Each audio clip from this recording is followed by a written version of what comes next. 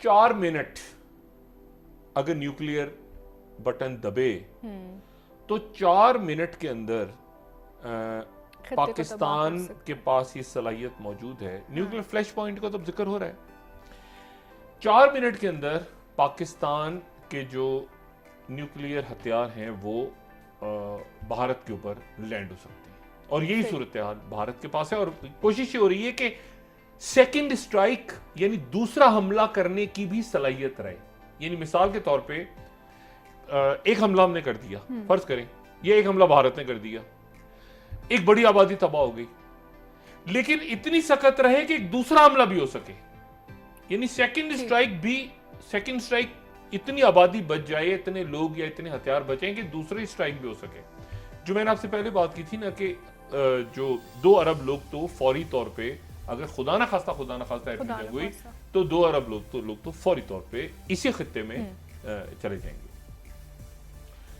चले जाएंगे, मतलब कहीं मिलेंगे भी नहीं, मतलब राख भी शायद ना मिले। अच्छा हाँ, जाहिर है न्यूक्लियर वेपन्स। लेकिन जो दूसरी अहम तरीन बात है जो मैं कहने जा रहा हूं जी, वो ये है कि जो शाहीन 3 मिसाइल हैं, शाहीन 3 मिसाइल जो कि 2600 किलोमीटर फी घंटे की रफ्तार से अगर परवाज करें पाकिस्तान के बलूचिस्तान के इलाके से, ठीक, या पाकिस्तान में किसी और इलाके से, शाहीन 3 मिसाइल,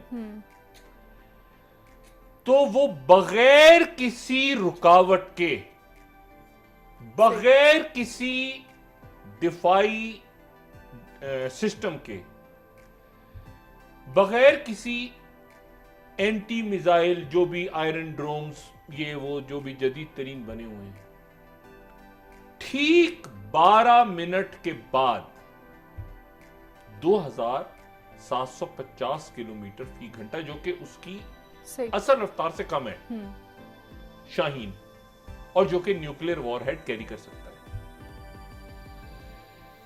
सीधा 12 मिनट के अंदर अंदर सिर्फ रास्ते में ईरान आ रहा है, इराक आ रहा है और उर्दन आ रहा है, जिनके पास कोई ये मिसाइल रोकने का सिस्टम नहीं है।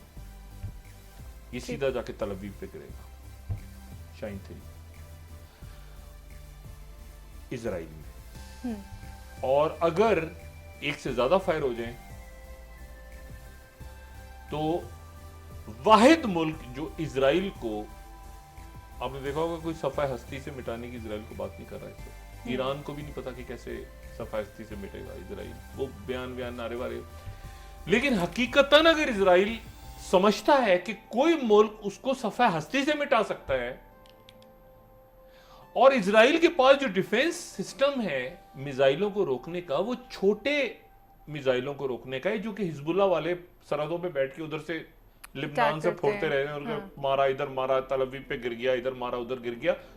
उनके लिए उन्होंने अपना डिफेंस सिस्टम बनाया है। अभी तक उनका जो आयरन ड्रोम है, देखिए ना, ये तो सऊदी अरेबिया में हुती मार रहे हैं रोज, इधर फट गया उधर फट गया, इन पे न्यूक्लियर वॉरहेड तो नहीं है, उसके बावजूद आप देखें कितनी खप पड़ जाती है।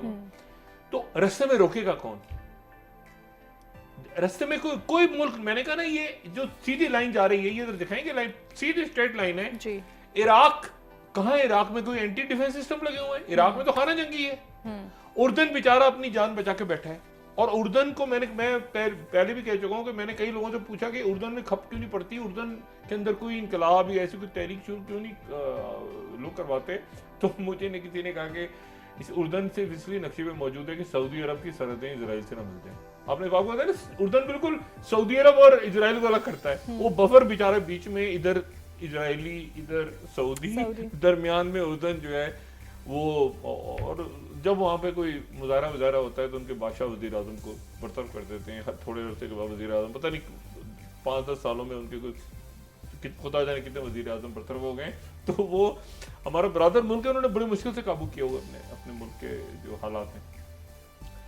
तो 12 मिनट में जो कैलकुलेशंस हैं इजराइल में, वो ये कि 12 मिनट में पाकिस्तान का शाहीन 3 میزائل تل ابیب کے اوپر گرے گا. ٹھیک. اچھا, اور اسی طرح سے جو باقی ان کی جو بندرگاہیں ہیں اور باقی جو ان کے بڑے شہر ہیں وہ سارے کے سارے پاکستان کے اکلوتا ملک ہے پاکستان.